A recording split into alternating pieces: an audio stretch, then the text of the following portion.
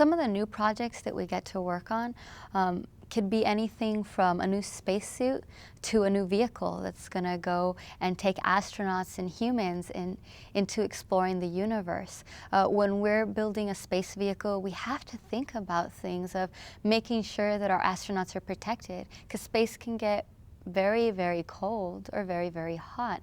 And when our astronauts are coming back into the Earth, we need to make sure that that space vehicle is protected. It can get very hot when they're coming back in. So we have to think about the materials that we're using at the bottom of that vehicle so that the astronauts are protected.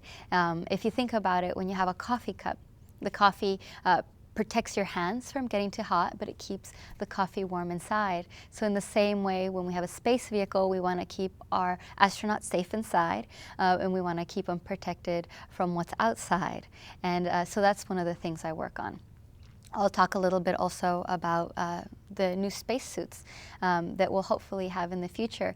We have spacesuits that are used for when we're outside or working on the space station, floating around in space, but we also need spacesuits that need to be a little different when we're maybe going and exploring on an asteroid, on Moon, or maybe even in Mars. We have to think about the fact that our visors don't need to be scratched up by the sand.